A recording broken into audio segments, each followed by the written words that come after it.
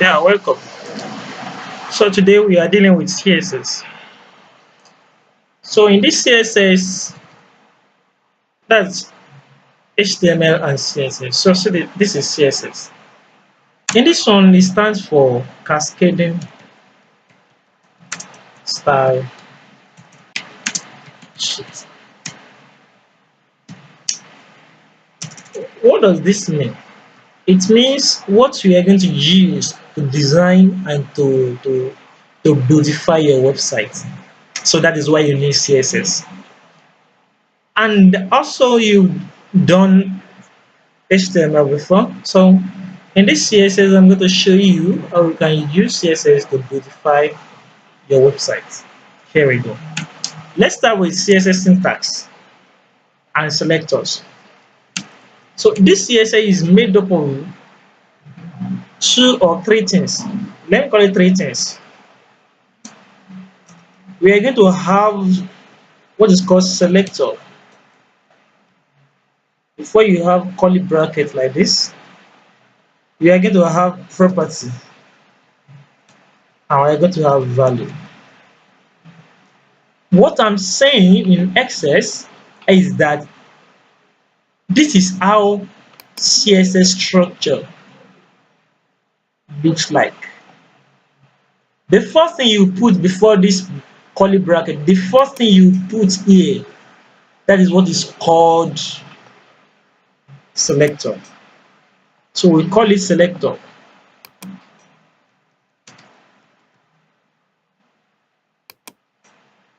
Anything you put here before this column, anything you put here before column, it is called property. So we call it property. Why the last thing you put after property is what is called value. Value. So we have known that CSS, these three parts form what is called CSS. Okay, now let me give you a typical example of how this works. You start with your document here. You are still going to write HTML. So select HTML. Because it is inside HTML you write your CSS.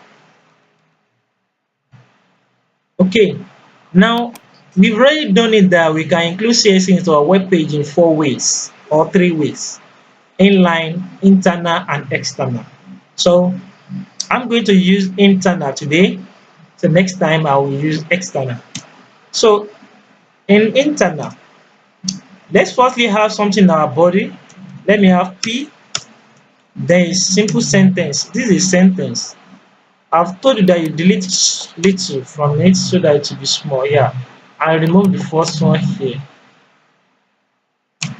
So no space. Let's do it like this. Now this form P, that is P stands for paragraph. Let's save this file first into our document lectures. Let's call it css.html. If you run this in your browser, you can see this is what I just put. Now, how can you now use your CSS to style this? We know that this is P, so you put P. There is, let's put color. But before that, you need to start with style.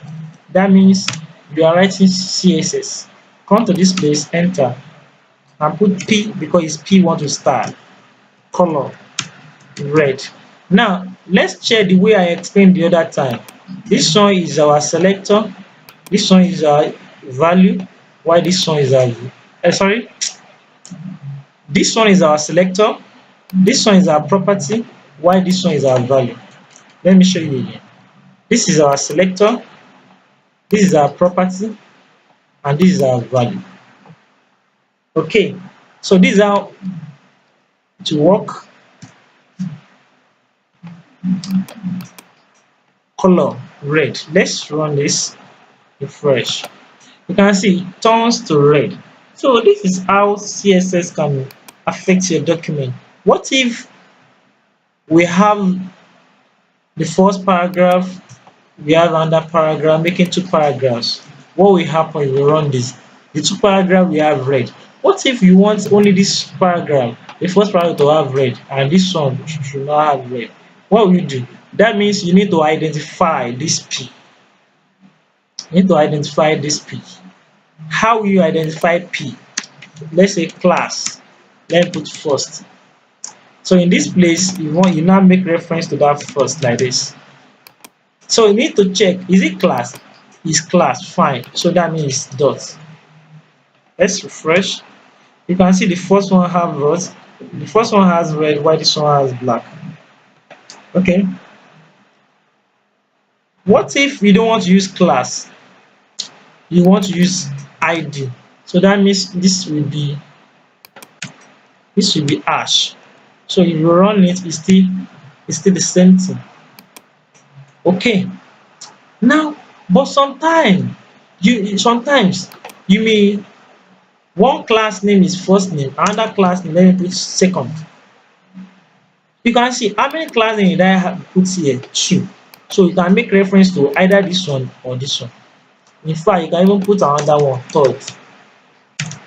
I just put first, second, third. You can use any word. So if you want to make reference to this our paragraph, you can make reference to either this one or this one or this one. So this class accepts multiple names, but ID does not. So it's either you make reference to the first one, it works, or you write second,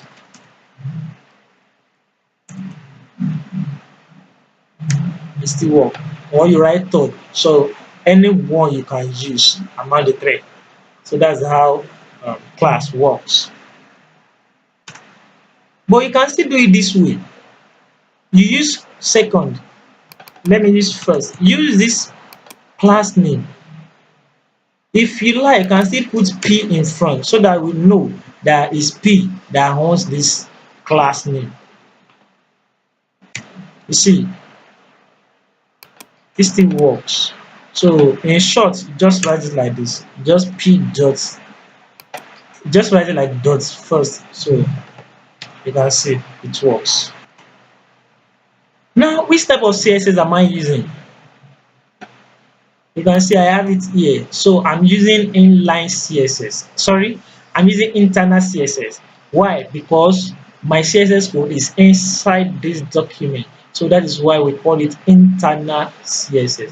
If it's external, that means we have external file. So we are coming to that. Now let me show you one example here. This our example. You can see I want to make my text to come to the center. What will you do? You want it to come to the center. Text, that is text align.